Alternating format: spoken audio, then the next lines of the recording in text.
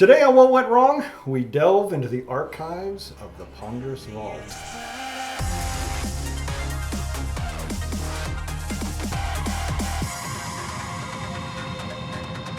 Hi, I'm Brett Mauser, and I have probably more lost and unfinished films than most other filmmakers have finished films.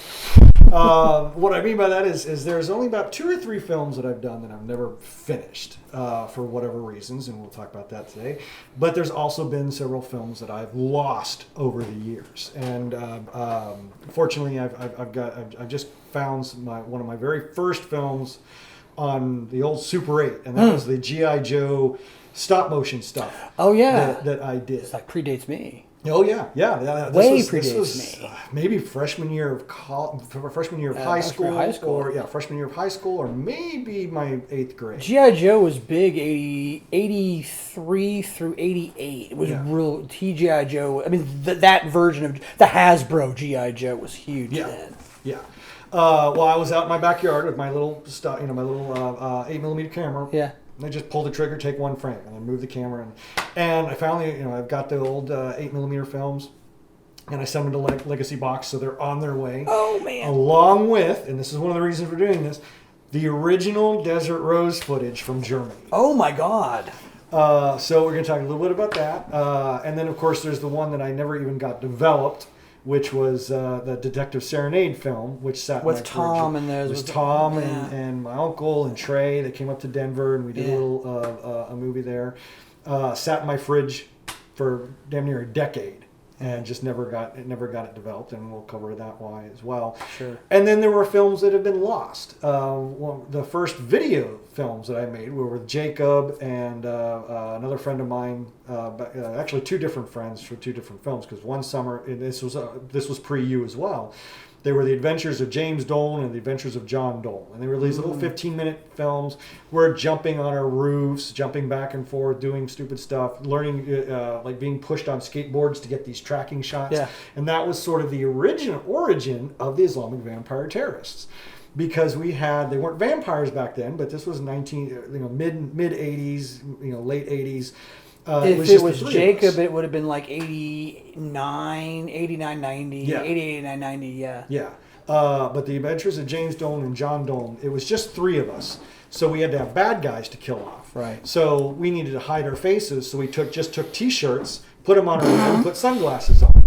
And we were like, "Oh, I've seen the TWA video. It looks like he's got a T-shirt and sunglasses on." Well, so that's where it came from. So later in 2000, when we decided to do Don't Islam the Vampire Terror Suck, that's when we put on the thing and Scott. T-shirts and Scott. That's really where Scott came from. Yeah. So that those 2 were lost. Yeah. I have no idea where they went. I may have like a snippet or 2 of them. And then another film called Runaway, which was a short film that I did for CADS, the senior project. Oh, I remember this. You were Inspector Pierre. I was Inspector Pierre for a brief minute and a half. Yes. I have the shots where you bash your head into the big mirror because I used that in the This Is Ponderous video where I just used it as a clip in a music video. So I got some of those shots. Right. But the movie itself. And Runaway I lost because I was in Denver and I didn't have a VCR. So I rented a VCR from Blockbuster. And I watched a couple of the old films, or maybe I was dubbing it. Because me without a VCR, I mean, come on. So I think I was dubbing them or something like that. And I returned the VCR, and I had Runaway. Oh, curses! Left the tape in the VCR, so that one was lost. And then Final Limit, which was one of our features. That was the last one we filmed before we all went to college. Yeah, that was our senior summer. Yeah, that was. And that was the futuristic whatever. Untouchables version. Right, because we had that little the thingy that we didn't know what the hell it was. People would open books and it would pop up. Yeah, for those who it was like a geometric toy that I had, and it was just a geometric thing, but all the joints were flexible. So you could smush it and you could do it. And we just had this thing, and people come over to my house and go, "What the hell is this thing?" I was like, "It's just a thing." Well, what does it do? It just does things. And so the whole joke was it was just a thing. And so we just call it the thingy. And so Brett got this wild idea. Let's just start. I just want to have this thing pop up for no reason whatsoever in a movie. And so Final Limit was. People would go in for their guns and pull it out. They'd pull it out of their. Yeah, they go to the gun and the thingy would be there. They'd open a book and the thingy would pop up. You open the car door and the thingy goes flying out. Or you sit down and the guy goes. And he pulls up the thingy and then throws it out the window. The thingy just kept popping up. I remember Final Limit because I played Remy. Yes. And I had to put on a really bad Cajun accent. I think we both died in it, and that well, was, no one knew if Remy died because apparently Remy died. But then Ben says, because Ben comes up and Ben says he was a good cop, and they're like, yeah, he'll pull through, right? And so he kills me and then brings me back to life in the same and you could and it was filmed and you needed that scene so you couldn't take it out. So Remy was both dead and alive. Zombie Remy. No one knows what he is. He was a good cop. He'll pull through. I forgot about and everyone's like, yeah. And everybody just went on, you know. No one knew. What? that was the bad line too about what because we were doing the conclusion to the Untouchables when they said, hey, they're going to repeal the they're going to repeal. They're going to reinstate the Second Amendment or whatever. What are you going to do? I'm going to go shoot somebody. Yeah, because in the Untouchables they asked Elliot Ness, hey, they're going to repeal prohibition. What do you think? What's the first thing you'll do? They're going to have a drink. I'll have a drink. So they're going to shoot somebody. You're going to shoot somebody. And I was see because I had my long hair. Before. And you were the reporter. And I was the reporter, and then I had short hair because I'd cut my hair. And so I had the long, crazy hair when I was Remy, and then the short hair when I wasn't Remy. And it was like, Mr. So-and-so, we're going to reinstate the Second Amendment. What are you going to do? I was like... So we just solved the problem. He was a good cop. He'll pull through. So he's no longer a cop. So he's no longer a reporter. He cut his hair. Because he had the bullet in his head. And he had to shave his head to get the bullet. There you go. Problem solved. Now Remy's a reporter. Reporter Remy. Now, judge me however you want on this one, but the reason I don't have Final Limit anymore is because I threw it away on purpose. Oh, yeah? I was going through... I don't want to say I was going through difficult times, but and I guess it's when I found my religion again, and there were a lot of because Eric Vance, that we used to make fun of him, that he looked like Jesus. Mm-hmm. So there were a lot of things in the movie where we called him Jesus or whatever like that. So there were too many Christ jokes in it for me, and I was going through that phase where I was just like, just to be on the safe side, and I just said, I think it'll be okay, but I understand what you did. It's not like God's going, Brett, I would have let you in, but Final Limit. I mean, that tracking shot alone would send you to hell, but since you made fun of my boy, that's it. You go to California. No, anything but that. So the other, some of the other films that we, so those were the VHS tapes. Her Name was another one you did. That was. I still have that. You still have that one. I still have that one, and that still. I mean, and when you talk, when you get criticisms of some of our films on Amazon and things like that, they're calling us backyard films. Well, you don't know what backyard films were. And you go back to the Macbeths, The Tale of Two Cities. And that's what blows me away is, so how amateurish, how this, when they talk about something like Lady Lawman or Tag Conspiracy. It's like, shit. And then I put that, let me show you what a backyard film really is. Yeah. And how far we've come. And to slam a film like Lady Lawman when you've got other films. And we didn't make it for that much more money. Yeah. Between the two. Yeah, exactly. It wasn't a whole lot much more money put into it. But I, and getting into reviews, I want to bring this one up real quick because this is I have my favorite bad reviews, and I now have one that tops it. it used to be the refrigerator salesman, refrigerator repair girls. Looks like they should be they should work in a refrigerator factory. Well, here's one from Lady Lawman, and they gave us 1 star. And let me tell you why they gave us 1 star. 1 star, I had to watch just to see if. I had to keep watching this, mostly on fast forward. So how do you know it was any good if you're watching it on fast forward? I had to keep watching this, mostly on fast forward, just to see if they ever corrected how the hackamore was installed on the sorrel horse's headstall. They didn't.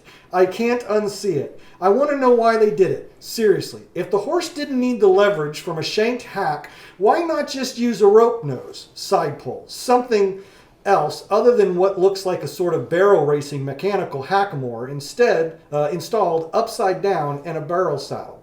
Wish this would have been more watchable. 1 star. Can I be me for a second? No, please do. The flying f*** is that dumb talking about? Have you lost your f***ing mind, you shit for brain-addled muncher? Are you f***ing kidding me? Okay, here it is, princess. It's because the hack of f*** doesn't matter to the movie. You can have a hack of shit installed in your quetcher if you like to, and the Zago flange on the Super Super. And the reason we didn't have the nose cocker on the f*** stick is because no one f***ing cares. That's why. Shut the f*** up. Go f***ing yourself and film it. Okay, I'm back. And because of that 1 star, affects the algorithm. Now we could have lost a point one of a star or something like that. We could have and that hurts. That damages the because somebody couldn't get over the hackamore hackasack. It's somebody seriously had been riding riding horses with a dildo in their ass. That's the kind of individual you have right there. And that's why you're gonna slam a movie. Yeah. What a dumb fuck. Yeah. So I'm sorry, I said I was done. Okay, now I'm done. You can stop bleeping me now. Now I'm actually finished. So now when it comes to those old films and the ones that are lost and way back in the archive, talking Tale of Two Cities and Macbeth, those were bad films. Yeah. Because we didn't know what we were doing. We were also like 17 years old. Yeah. 18 years old. Exactly. And we didn't know about cacafax and berries and douche canoes who like horses. Oh, I know. Is it a horse girl? Okay, well, she's crazy. Okay. For those of you who don't know, horse girls are fucking psycho. If you ever meet a horse girl, fucking run. If you are a horse girl, I hope your hack and facker isn't installed upside down on your sugar pick. Okay, now I'm done. I thought I would share that one as soon as I read that, because I don't read the reviews that much anymore. Yeah. But I was doing something. I can't remember what. But for some reason I was on the page and I was like, okay, I'll just scroll down a little bit. And I scrolled down and that was one of the first ones. And rather than get like upset, I burst out laughing because I was just like, really? Really? I mean, that's sort of like one of my biggest insults I can give it. Really? Really? Just, and I was just blown away by that.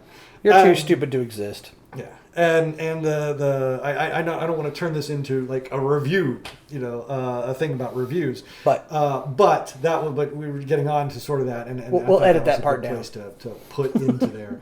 But going back to the lost films, there was I would never put them. I mean, I'd use the clip or something for what went wrong, but I wouldn't put them on Amazon. No. But I still wish I had them. Yeah. Because they were great moments, and there were some things that when Jacob falls off the roof. And he starts tumbling down. He's like, oh, and he starts faking it. And then we have Frank F. Frank, and we throw him off the roof. Which Frank F. Frank wasn't even Mongo. Mongo was our stuffed monkey that we'd put in clothes and throw out windows. Before we used Mongo, we just took a shirt and pants and stuffed them full of bed sheets, tied them together, and threw them out windows. So there wasn't even a head. That was Frank. Yeah.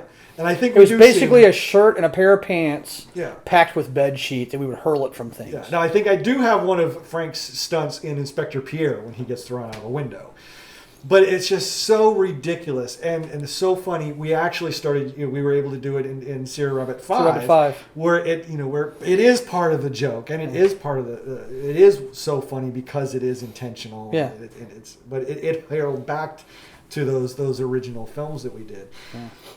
Now, when it came to the films, because I shot a film. Actually, there was another one called I-10 that we started shooting, and we were going to make a road trip, and we were going to leave Austin, go through New Orleans, and go all the way down to the Keys of Florida. And this was going to be a road trip with JD, Ben, Stephanie, and we were going to shoot the movie along the way. And I had this crappy old 16 millimeter camera.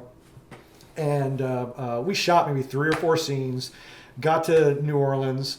Everybody else got drunk. We ran out of money, and we just went, coming home. never finished the film at all. Never finished shooting it. Never really. That did is anything so with Eric and Stephanie and if there was ever, I would make a movie about making that movie and call it "Why They Never Went Anywhere," because they would go drink all their money at their first opportunity. That's hilarious. So it was never finished, and that wasn't. I don't even think that was even a case of sticking it in my fridge. I think maybe it was in my fridge for a month before I was like, I'm never. Yeah, this is dumb. Because I think we were going to have to redub everything anyways, because we didn't have a sound recorder, Yeah. and there wasn't sound on that, so we knew we were going to have to dub it, and it just got to the point. I was like, why am I doing this? And then I started looking how much it was going to cost to develop it. And I was like, screw this. Nah. And then the next was the Detective Serenade, which we were going to bring Trey and Tom and Stephanie again all out, and we were going to do a 16 millimeter film. And this was me trying to turn my apartment in Littleton into a bar. And I think we shot 2 or 3 scenes, maybe 4, and then the camera jammed up and the film didn't work, and we just couldn't wind up getting it to work ever again. And then that film sat in my fridge for decades, just waiting to get developed. And because the type of film stock that I shot on, there was only one place in the world that could develop it, and it was in Canada. And then that was going to cost even more. And I think even when we shot Return to Innocence on 16 millimeter film, I think I still had it in my fridge. Yeah. But and then we moved, but eventually I was just like, this has got to be bad now. Yeah. It can't even. I'm sure it can't even. The cellulose be only lasts so developed. long. Yeah. So I tossed it. And then so that was one of those were some of the only ones that and that was just not really lack of trying or lack of effort. It really was from the beginning in the cards, just never going to happen. There's an idea called sunk cost. Denise talks about it all the time. Yeah, the sunk cost. Where you for those of you who don't know, sunk cost is the idea, and people fall into I apply it mostly to my relationships. And that's what most people do, is they get into this relationship. Businesses do it too, but less because businesses are actual money, so you can only go so far. Where you have a relationship that you've been in for an X period of time, and it's going poorly. But you stick with it because you're like, but I've been in it for so long. If I just put more into it, maybe it'll be okay. And look, you can keep throwing good money after bad, and you're not going to get anything for it. It's called sunk cost. And so there comes a point, it's a sunk cost fallacy. Is the idea if you keep putting money into something, it will eventually pay off. Or not just money, but effort or something of value. You keep putting something of value into something that you have or you're a part of, and eventually it will come to fruition. And it usually doesn't. It's a fallacy. And so a lot of times you can have these films that you've recorded, like, oh, maybe someday it'll be good. Maybe if I just do this, or maybe if I just do that.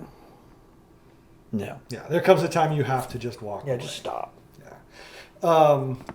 Now, there are times that you can salvage those kinds of things. Right. And now I think you know what I'm going to bring up is the Desert Rose. Desert Rose, yeah. In 2001. You invited me up to Germany. Well, I invited you whenever you wanted to come. Yeah. You know, it's just in 2001 we could make it happen. Yes. So I was going to be in Germany, and I was going to get some footage. Yeah, you were. So I wrote a little thing, and I think Roxanne was going to come back if everything worked.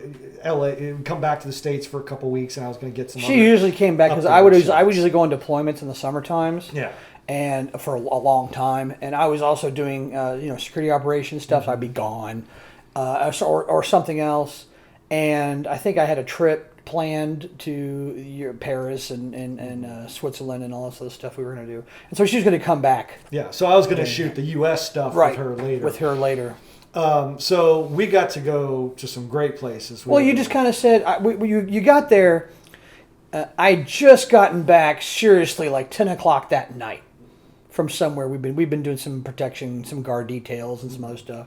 This is, of course, after September of 2001, and everything was just batshit crazy all over Europe, and people were going every which direction, and everything was moving. We'd already invaded Afghanistan, and things were just nuts everywhere. I just come back like 10 o'clock that night, And I took my crap upstairs, and I was going to be on leave for the next 2 weeks or whatever.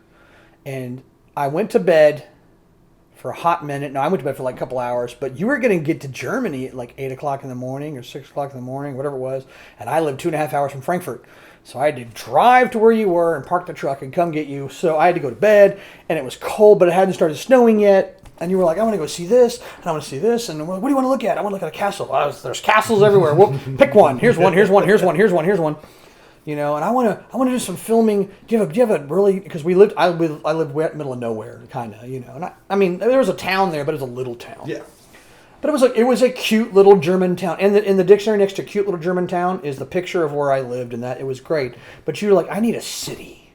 Let's go to Würzburg. And I says, do you have a bridge? Oh, do we have bridges? I know just the bridge. And it's what we call the Saints Bridge. It's got all these big statues. We're like, this is awesome. And so we filmed there. And right about the time you got to Germany, the snow started. And it didn't stop until you left a week and a half later. It snowed every day. It snowed a lot.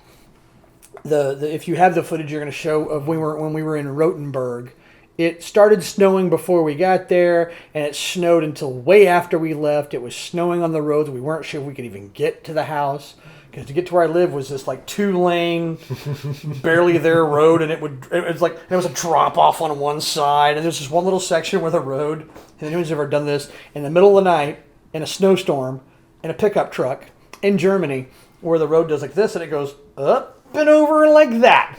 In the snow, and we're not exactly sure where it is now because it's all covered with snow. And it was a great time, but you were like, I want to see this, I want to do this.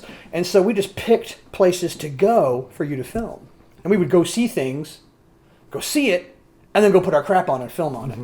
Then we go somewhere and see something, and then put our crap on and go film. Yeah, it was great because it was. I don't know whether it was actual Frankenweinheim or whether it was just outside, but I remember we shot a scene of the Desert Rose walking through the town and Mike Lorenzo following her. Yeah. Or the other way around. I remember, and I remember I was blown away that they had cigarette vending machines on buildings along the sidewalk everywhere. It's like, oh, I gotta have Mike buy a pack of cigarettes. Yeah. I was so excited about it. So I did that. Yeah, because I think I bought it, and then and then she was falling behind or something like that. So it was being able she was following you. Yeah.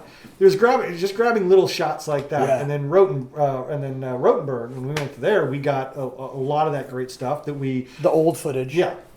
Or the old times. Yeah, and this was really as we were developing. I mean, Desert Rose, I had pretty much figured out her, but we were still figuring out the Mike Jeff dynamic in it. And I think your character had hired me to find the Desert Rose. Right. So we shot some stuff in your apartment. We had some conversations, and then Desert Rose shows up, things like that. Because you walked up my stairs and were like, hair stance? I was like, genau, you know. So after I came back... And I started speaking in a Scottish accent. So after I came back, I just kind of abandoned it. But it was always... a little lot going on. Yeah. I mean, I edited what I had, but I just never really finished it. And then come the Innocent Saga... we were able to use by Mojo / the Innocent Saga. We got to use that Rothenburg stuff. Yep. Where you and Roxanne and we're talking and we added it to the talking about Rose herself. Yes. Because Roxanne became Rebecca, and then we actually filmed at our house in Katy years later. That's right. And then we did the one. Samira down. And brought Samira down. And then we went out. It had been raining all damn day, and we went to like a parking lot. This is one of the cool things about if you show your students this one scene about how perception is reality. There's this one scene where it looks like that Rose and Rebecca and Cain are standing on an island surrounded by water. There's just water everywhere and water, and there's trees sticking out of it. But it looks like we're just basically in the middle of a lake looking thing. We were actually in a parking lot.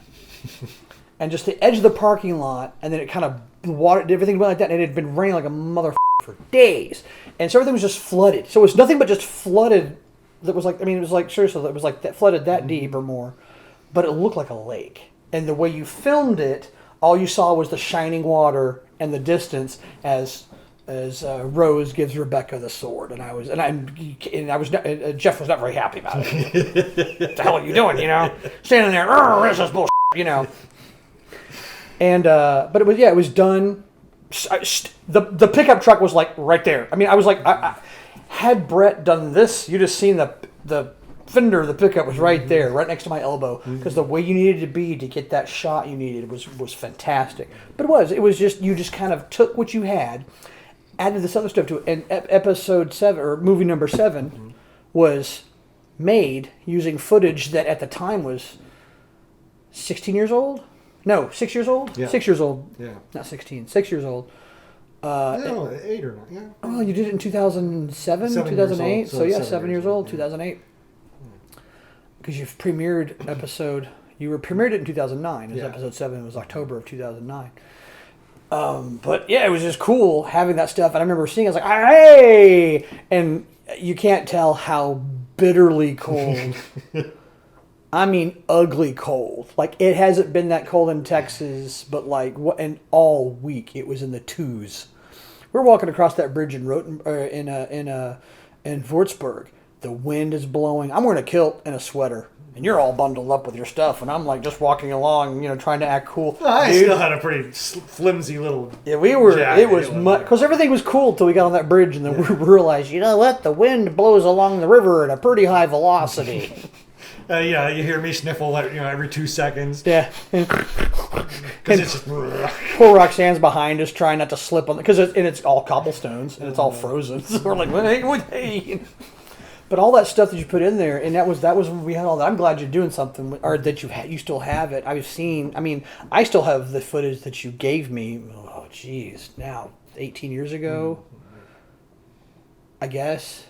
Whatever it was. Yeah. But it's cool that we have that still. Yeah, That you have because it was on it was on digital 8. Right. And I didn't have a digital 8 camera for years. And then I was going through the box getting all that old film stuff that my parents had. Right. From the 1960s and this. Oh, jeez, yeah, all that crazy all the stuff. family films. And the package I bought got you like 40 different items. And I had like 2 or 3 left, and I was like, I got these tapes. I'm gonna put these in here and get those done, get those taken care of. Because there are times where I'm like, man, I wish I still had that, because I did. I just couldn't get to it. Yeah. So yeah. So even though you've got a project that was unfinished and you've got this footage that's just that you haven't done anything with or you didn't complete, doesn't mean you can't go back and use it. Yeah. I mean, even if you're using them for flashbacks or something, and that could even explain why it looks different. Mm-hmm. That when we were going to do Tag Conspiracy, we were talking about Trey coming in and being a part of that, and his character in the original Tag. We could have used footage of him as flashbacks with him and Ty, and told stories that way. Well, and the way you used it in episode 7 was back in the day, and it was supposed to be 300, 400, 500, 600 years old, and so the fact that it looked a little bit older, and you actually put some kind of put the filters on it and stuff, there. so it looked like it was filmed with lamplight and all this other kind of stuff, and so everyone was dark and you couldn't really tell; it was just outlines. But it looked old and ancient. And, of course, the scenery of Old Rotenburg, which, if you don't know, is a 800-year-old walled city in Germany. It's gorgeous. Yeah. So even if you got old, unused footage, projects you didn't get to use, see if you can put something together and don't let it go to waste. Yeah.